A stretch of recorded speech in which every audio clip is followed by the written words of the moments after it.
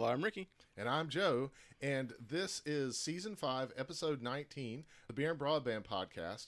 Should come out on December 19th, 2022. This is going to be our Christmas episode because it comes out before Christmas. I don't know what sort of logic that makes to anyone, but that's the way it's going to work. And today, instead of talking about beer, we are going to talk about coffee. Now, we do have a couple Christmas beers we're going to do in the next episode, but we wanted to talk about coffee and do some like experiments with coffee and tea, and so that's probably going to be coming up next year, something for people to look at. But I have this Lowe's Honduran fair trade coffee that I've been getting, and I like it a whole lot.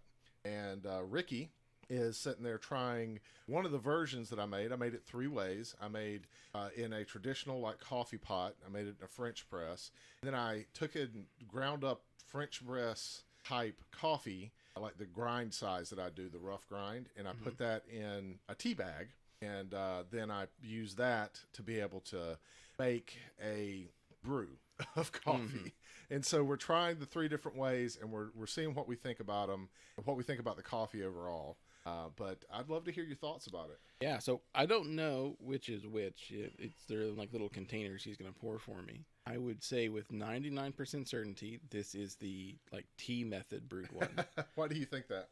It's a little mild.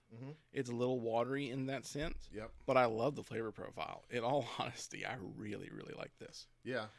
It made it the whatever brew method I used here made it a very light brew, definitely. And I mean, it almost tastes like tea. Yeah, You it know, almost it's like, does. If someone told me this was like coffee tea and it was black tea with some like coffee flour or something in it, I'd believe you. Yeah, absolutely. Now, I will have to not try to spoil it, so I can't tell you which one this is. But yeah, it definitely is a little bit of a, I guess, weaker is the right way to say it, kind of brew. Yeah, I don't know. I wouldn't necessarily call it weak, but I would say it was mild. Yeah, okay. Like, it doesn't like taste watery. It's not like it tastes bad because you're not like a watery coffee. It's like, the flavors don't mix well. The flavors mix great. It's just, it's light, Yeah. It would be, I'm going to go back to it. It's almost like you brewed it as tea, like even not knowing the methods, if you just gave me this tea, this coffee, I could be convinced again that this was like some coffee flavored tea. Yeah, it is. Yeah. It's actually pretty good. Now, if you then come back and tell me this is French press, I'm gonna have to go buy a French press because this is delicious. Yeah. But whatever it is you're doing here, it works for me. Well, I think you could do. I think it's about amount plus heat that makes these two things like kind of work out. So since you've still got that in mind, what I'm going to do is while we're sitting here talking, I'm going to take and I'm going to put some in this, and then I'm going to put some in our coffee cups, and we can kind of talk through. Oops, I bumped the cord of the mic. We can talk through what we think about the two different ones we have here. So this is one, and I'll admit that I am a little partial to this, but I think some of the mildness that you were tasting is just the type of coffee that we were using. I mean, you're right. It's not fair to call it weak. It's more like this is a way of having this, So there we go. And there's more of these two, so we can have a little bit more of them. I didn't think about how much I was pouring with the first one. I poured all of it. Yep. So there we go. First coffee of the day. Yeah, that's definitely coffee that tastes like coffee. Yeah, definitely tastes like coffee. But I think maybe that's why I like the other one so much. Is it really, there's like no bitterness in the one we tried before. It's very smooth. It's that coffee profile, but there is none of that bitterness in it, which means probably it's not extracting nearly as much caffeine. So if you drink coffee to like wake up in the morning, maybe it's not that good for you. But flavor-wise, it was great. So I don't think it's necessarily about the amount of extraction of caffeine. I think it's about the ratio. I'm not sure that I got the ratio in one of the brew methods right. In some of the other ones, I got it more correct. Yeah, you could throw it that way. It's the concentration of caffeine. Because caffeine is one of the things I should say just caffeine itself is very bitter. It's one of the reasons why soda, when they put caffeine in it, it's always so sweet. Yeah, exactly. Because if you don't, it's you got to fight off that bitterness. Yeah, and then you add carbonation on top of it, which adds like a bittering effect also. You have to really pump up the sugary profile of your sodas and stuff like that. So I'm interested to see which one you think is which, and to tell me Yeah, which one you like the best? I Mhm. think I know which one you like the best. Though. So I tried the second one. Now I got to switch to the third one. Yeah. Doing the coffee cup shake. They've been sitting out here long enough. I mean, that's what happened to the first one. It cooled off fairly rapidly. I want to say, I think the small cup is a French press, and the big cup is standard coffee. Okay. And what do you think the first one was? You think that was the tea bag? I think that was the tea. Yeah, man, you nailed it all the way around. It's the small cup's the French press. So now, which is your favorite? Definitely the tea. The That tea? was really, because it was so unexpected. I mean, the French press is a good coffee. Like, I can see why people like a French press. It takes out some of that astringency. It's not quite as bitter. It's a nice, like, if you like to drink your coffee black, you don't like to put stuff in it, which I normally do. I have just like a regular coffee maker at home. I put in like some sort of creamer or something like that, you know? So, like, I get that. French press might be something that I don't have to do that as much or maybe at all, depending on the type of coffee. But that tea method was awesome. Yeah, and that was just an experiment. I didn't know that would work at all. Yeah, that surprised me. Because, you know, I do a lot of, like, cold brew teas and stuff like that in my house. I might try, like, cold brew coffee, but, like, in those ratios that you were using to try and get closer to, like, a tea experience. I'm serious. I could drink that all day. Yeah. Well, so I think with the tea, I'm going to try to dial that in. It lost some of its nuttiness flavor. It wasn't quite as, like, so I would want it to have a little bit more of a nutty flavor and a little bit less of a like that kind of watery flavor that you were saying. Yeah, So, I'll give you that. I think, you know, because coffee has multiple levels of flavor to it. right. With the tea one, you're really only getting the primary. You could maybe, if it was like a straw, like, you know, when we did that tea tour, or not the tea tour, the coffee tour thing, Yep. where they showed Yep. you the ones that were made with like the flesh still in the bean and stuff, Yep, and yep. those were like fruity. You could probably pick up a little bit of that, but you're right, it is much milder for these coffees that they put like a lot of roast on to get like a really deep, like secondary, you know, tertiary, you know, kind of flavor profile. Probably not picking that up as much in the tea method. Yeah, you definitely aren't picking it up as much. And even though I don't love the acidic bitterness of coffee oftentimes, the reason that I do love coffee is for that nutty taste. Gotcha. And so, and that's also why I normally have my coffee with a little bit of cream in it, because I feel like that cream brings out the nuttiness of the coffee. Now, overall, what do you think of the Honduran Fair Trade coffee? It's pretty good coffee. Yeah. I mean, I'm not a big like coffee drinker. I don't even drink coffee every week. So it's hard for me to be an objective on a like, hey, I like this better than this Ecuadorian coffee I had, or like something fancy like that. All right. But it is a good coffee. So here's what we're going to do next time. I'm going to get 3 of my favorite coffees. I have 3 that I love. I'm going to get all 3 of them. I am going to make a pot of coffee for all 3. And I am going to make and I don't know how I'm going to do this. I'm going to have to think about how I do it. But I'm going to make a pot of coffee for all 3. And then I'm going to make a cold brew of all 3. Okay.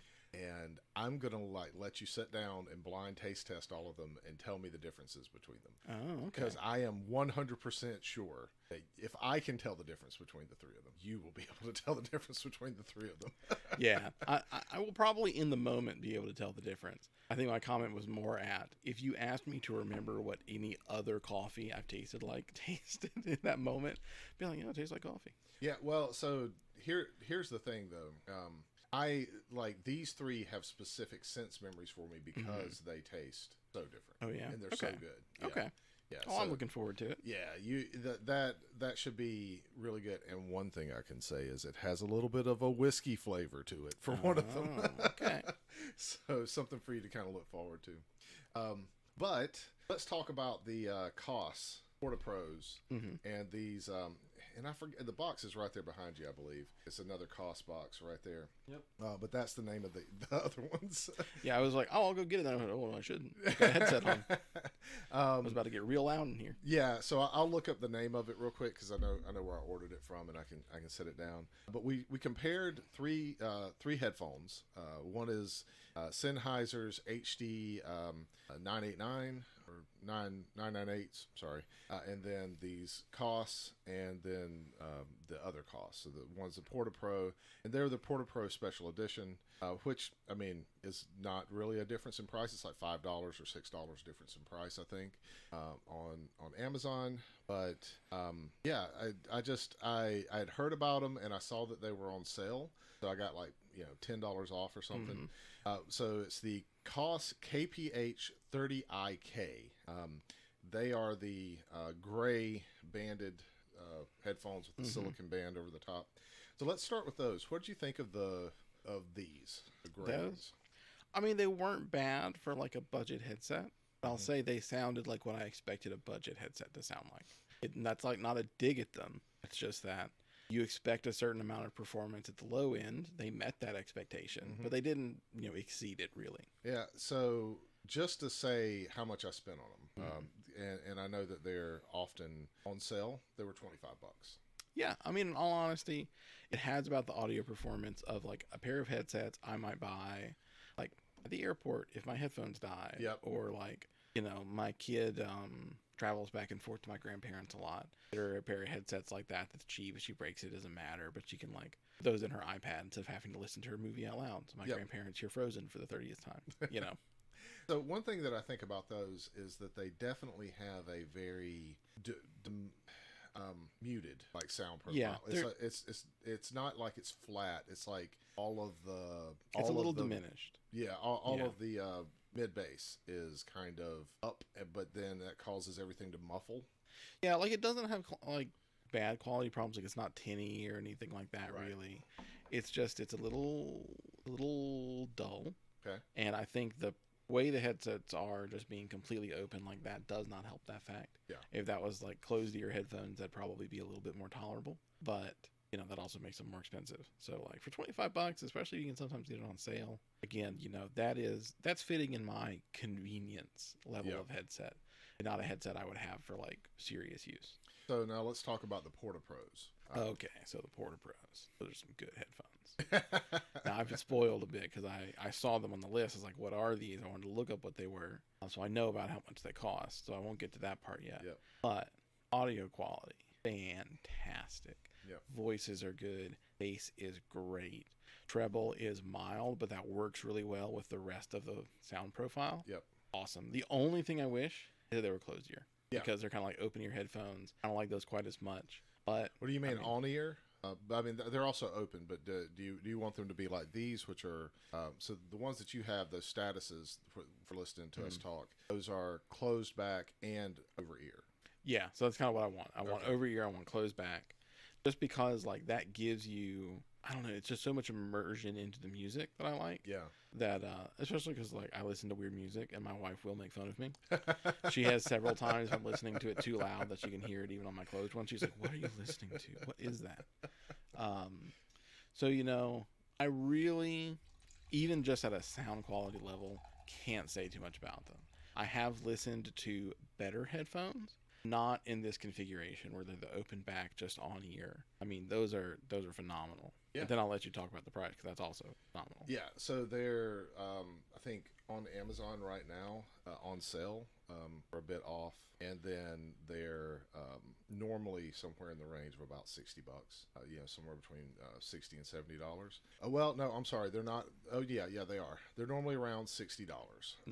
For these particular ones, these are the black and gold Koss Pro limited editions, and they come with this little case that's pretty awesome. But they're like 10% off right now. You can get them for like $55. Yeah, and I saw the non-limited edition ones available for like 30, 40. Like $40. Yeah, wild. That price point for that quality. I mean, again, in terms of configuration, I have never listened to a headphone in this configuration that was this good. Yeah.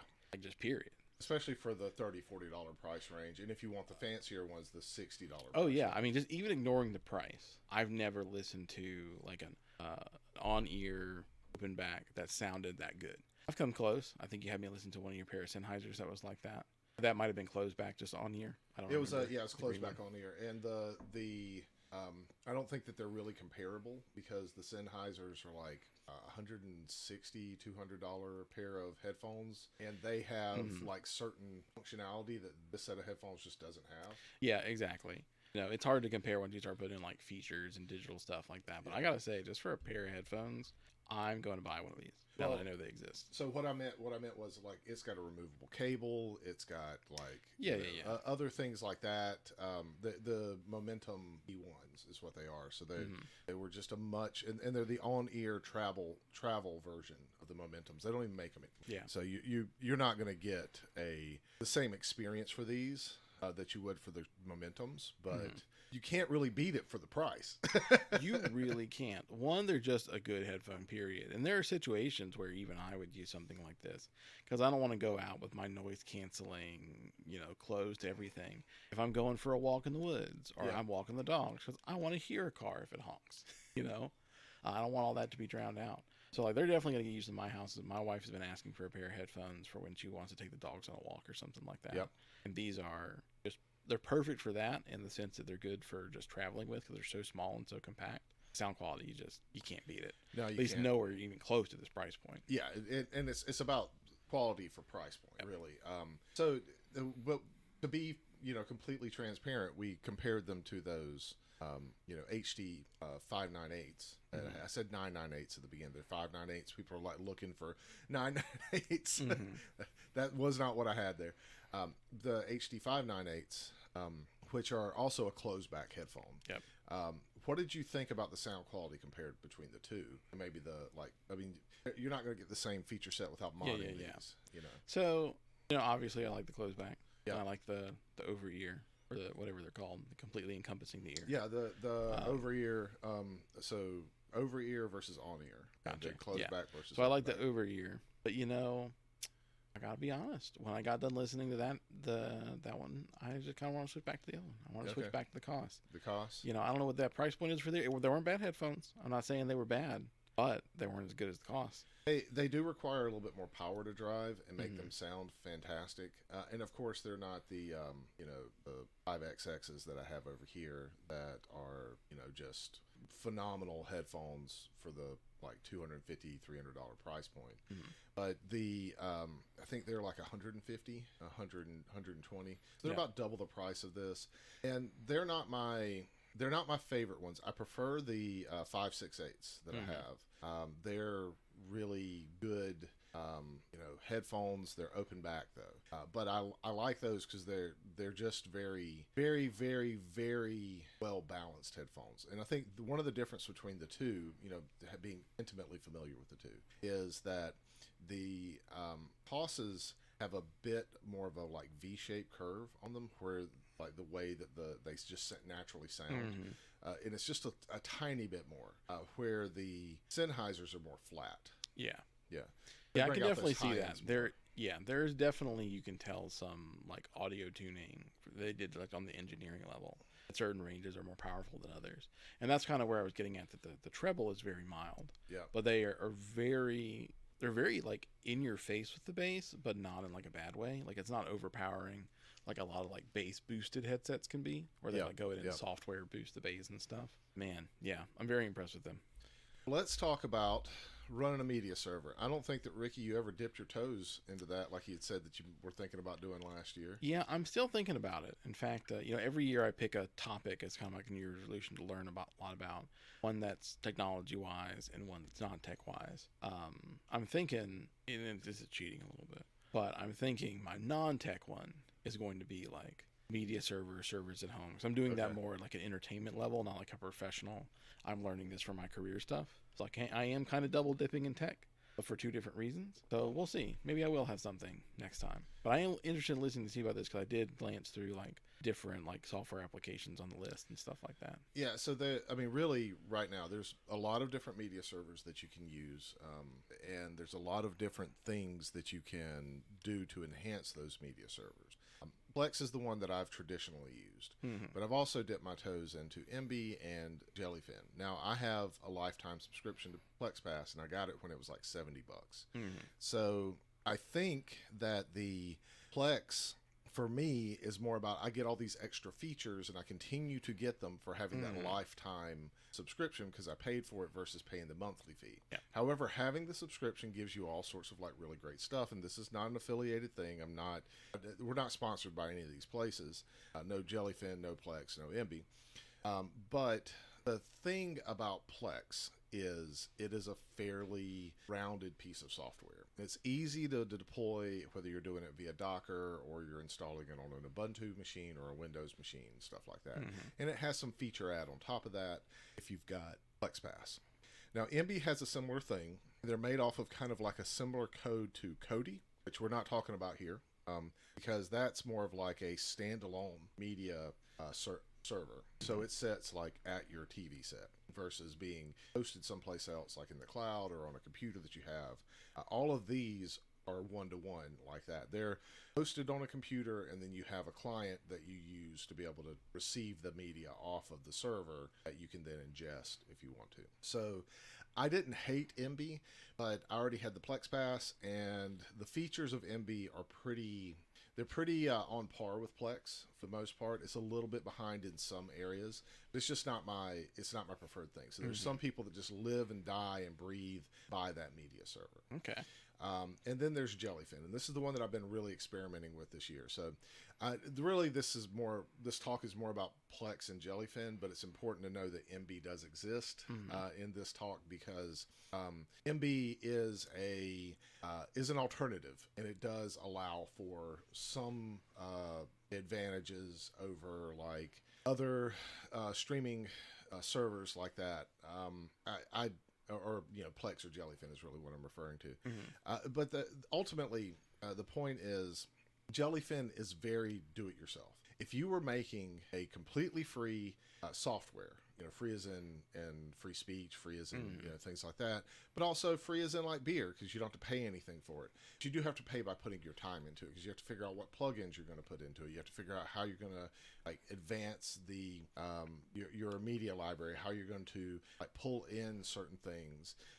I had a thing where because I'm using one media library between the two different things, the two different servers, Plex and Jellyfin, where my Plex library was doing just fine, and Jellyfin started creating metadata files, like these little XML metadata files on it. And so it had misidentified some stuff. They were coming up as like adult content or things like that. My home server file. So like when my wife went up, it was like, what is this movie? So that is one sort of like risk of running both those things. But so to that point though, Jellyfin does a really good job of creating like a cross-platform thing where it can identify information and then put it out there on the server side, so that like if you move to a Kodi box or if you move to Emby, it could just take and pull in that information much faster instead of having to go out and reach out to something else to identify like a hash or something like that. If Jellyfin gets it wrong, it can really screw everything up, because a lot of things like Plex and stuff like that, if you set them to look at local media, they will, they'll look at the local media, but then they'll, cause all sorts of problems. Now, there's ways that you can get over that. There's a software called Subler that you can use. I think it's free. Or it's just a few bucks, but it's a Mac app, and you can use it to insert things like artist information and stuff like that into the MP4 and MP5 files, right? So you can overcome some of those things, but I think ultimately what it comes down to between Plex and Jellyfin or Emby, if you're more into Emby, if like you're like, I like Emby better than I do Plex because of this philosophy or something like that, or Plex has gotten too big and too corporate, I don't like that. So the difference between the two is that one is very do-it-yourself. The other is kind of like a nice software experience that's already like kind of pre-built. And you still get the same sort of things. Like Jellyfin has an ecosystem with something called FinApp, where you can set up your Jellyfin instance to also be a music server. Plex has that with PlexAmp, which is pretty awesome. And then Emby I think has a similar thing. I'm not sure about that, but I that's the one thing I don't know about Emby, and I'm probably going to try to learn a little bit more about this year, is what advancements on ancillary things has Emby made in the past like 2 years that I haven't learned up on because I haven't like installed an Emby thing. So ask your questions. I've given you kind of a rundown. What do you think about the 3 different options, and what are you kind of thinking that you're going to try first? It's a lot to take in, just like hearing. So like I feel you guys people listening to the podcast. But I think I'll probably play around with all 3 because they do at least sound like similar but different enough that like I think that a lot will fall down to personal like preferences on them. I am wondering, so like erase your mind. You have never touched Plex before. You don't have the lifetime pass of Plex, and you're walking in. You've just listened to our podcast. Where do you think you would start? I'd start with Jellyfin, and not because of the. I am a tinkerer at heart, and I like to do these like hard things. Okay. I like to get the stuff that's going to be a little bit difficult, and then I probably would try Emby or Plex, and I would just do a bunch of research between the 2. I do like the way that Plex's interface looks a little bit better than Emby's. Like I think that that's a little bit more beautiful. So I probably would be more tended to go towards Plex. Now, if I turn that around and I said I just wanted to build a server and I didn't want to have to tinker with port forwarding or anything like that, I'd go Plex. That just simple. It does it for you. It does all that stuff. It's just kind of plug and play. Yeah, well, I think you kind of touched on maybe a very important like point and divide there of people that might be listening. If you're a techie, you're here for the technology stuff, and you love to get your hands dirty, maybe you build everything out with Jellyfin, get it to like as good as you can get it, and go try the other 2, see if they're better. Yeah. You know? Because if you've built something you like better by doing it yourself, then the other one's no reason to switch to them. But if you're maybe not a techie, maybe you're just here for the beer and the video game geek talk and stuff like that, prepackaged solutions kind of work a little bit better for you maybe. Yeah, and you don't have to, especially if you get like a 13th gen or 11th gen or 12th gen Intel processor, you really don't have to worry too much about like transcoding and doing like crazy stuff with it, because they'll handle most of those things really well. Okay. Yeah. So I mean, ultimately, I think the pick of which one you would do is down to just whether or not you want to do all the hard work to make it reach outside your home or make it have some sort of interconnectivity so that other people can get access to it, or if you want to have some sort of philosophical difference with the software like Plex. I gotcha. I mean, because Plex is technically not open source anymore. It used to be based off of open source code, and I think it's gone closed source since then. So some people wouldn't really love that. Okay, yeah, I could see that. Let's talk about last minute Christmas gifts real quick. I think my number one would be these Koss Porta-Pros. If you're into headphones, that would just be a no-brainer. $30-$40. Why not get one? Yeah. If you got kids though, I think the Koss, the other ones, the K1, I messed that all up because I couldn't remember the name of the Kosses, but they're there. They're here in my thing. The KPH30IK. I think if I had kids, those would be the ones that I'd get them because they're just like $25. Yeah, and they're not going to care so much about anything like that. But what about you? Do you have like a geeky thing that you think would be a great last minute? I can't think per thing, but let me tell you, as someone who was also recently thrusted into this situation where I was going to buy all of my friends' gifts for when I was traveling for Christmas, and now that I'm not traveling for Christmas, I had to go find a bunch of gifts real quick. My 2 favorite places to get gifts for people, especially if they're kind of on the nerdy side, are Bespoke Post, because they do those little subscription boxes. I know we've talked about those in the podcast before. They also just have a regular store that has a lot of like small batch or kind of odd things. It's so easy to just go find some cool, interesting stuff there. And also, I love to hit up Etsy, like some of the smaller creators. Because like last year, I got you guys that painted dragon. Yeah. And like that guy had like less than 100 sales. Like that's a dude who like 3D prints stuff for himself. And when he gets something really cool, he'll make like an extra to pay for like the resin for the stuff he made for himself. Like you can find all sorts of really cool little things like that, especially the small stores, because generally it's already pre-made and they're not getting a lot of orders. Like I think I found that dragon Christmas Eve. Oh, really? And I ordered it and it got here in like 2 or 3 days. So we did our gift exchange like a couple days after Christmas. Yeah. That was like the last thing I bought, and it showed up in time. That's pretty awesome. Yeah, there's like cool stuff on there. Like, not that the big shops aren't cool, but I found on Etsy, especially for Christmas gifts and little knickknacks like that, a lot of the big stores are just buying stuff that's getting mass produced somewhere else and then reselling it. Right. Whereas like a lot of small stores are like, actually, this is this thing I made. Isn't it cool? Yeah. I never made another one, but I want to sell this one. Right, exactly. I think Etsy's a great place. One thing that I have a problem with Etsy is there's a lot of things where it'll say it ships from the United States and they're actually like in other countries like Russia or China or something like that. You do got to be careful about that. And so you got to be careful about that. But otherwise, it's pretty great. And I've gotten bit by that like 3 times where I've gotten stuff like, the book nooks that Venus and I put together last year. Both of them said that they were from the U.S., but they shipped from Russia. Yeah, there's a lot of things like that. So you do got to be careful on that end.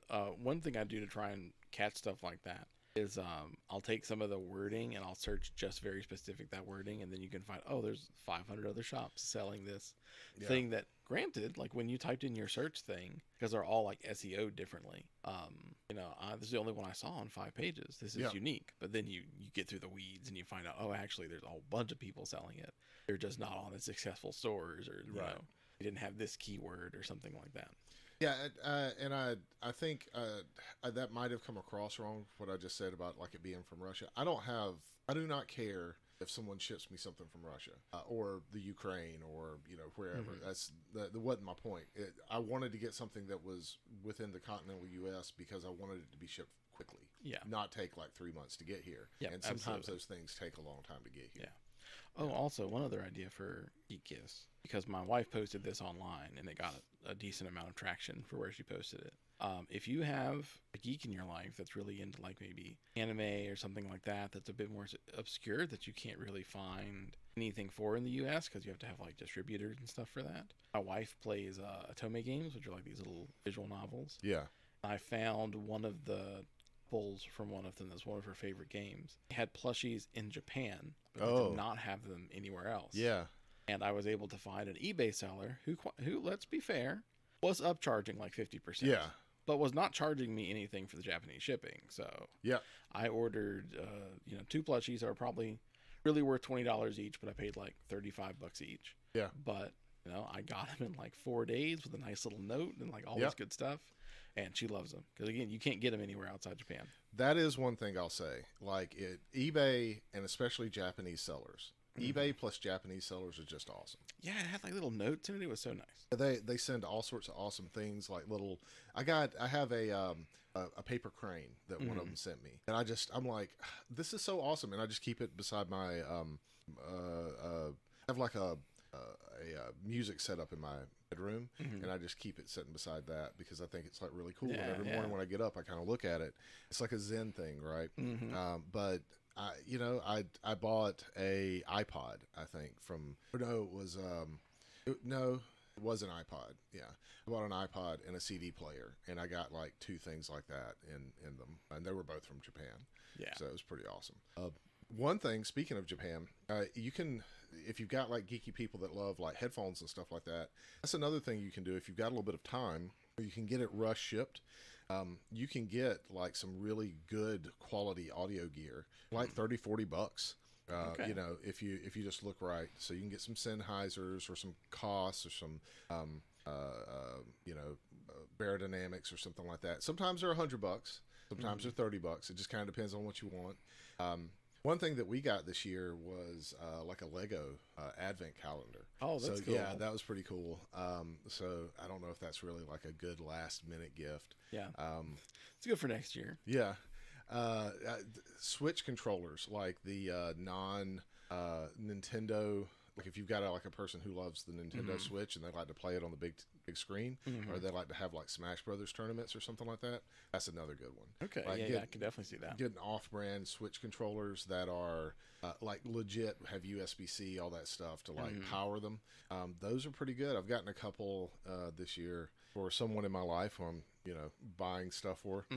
Not you, but for someone in my life, one of the people that lives in this house. I got them some stuff, and that was one of the things I got for them. And that Switch controller was like $20 or $15, and it has all the functionalities of the Switch. Like it does the wake, it does everything of the Pro controller. And I was like, oh, this is a great deal. And it feels pretty good. I don't know how long it'll last or whatever, but for $25, I'd be willing to risk it. Yeah. So not a bad thing. And then little dongles, like nobody has headphone jacks on their phones anymore. So Apple makes some like less than $10 dongles that you can just pick up about anywhere. Go to Kmart. Is Kmart even still around? Why did I say Kmart? I think there actually is like one or two left. Oh, well. I was reading about that not too long ago. But you can go to Target, Walmart, just about anywhere, go through their electronics section and just like, oh, I know my kid has an iPhone. And so I buy the Lightning version or, get the USB-C one. But they're pretty good little dongle DACs. They've got like a little digital analog converter. So if you're going to use wired headphones like the Koss Porta-Pros, that's a good additional thing to grab up. So I don't have any other anything. So you have any other thoughts or anything that you want to? No, I don't think so. It was a good episode. Okay, I'm bragging on us. Well, this has been Season 5, Episode 19 of the Beer and Broadband Podcast. It's our Christmas episode, so happy holidays. If you celebrate Christmas, Merry Christmas. If you don't celebrate Christmas, then I hope that you're having a great break or holiday or whatever seasonal thing that you celebrate. I hope it's great, and we'll catch you next time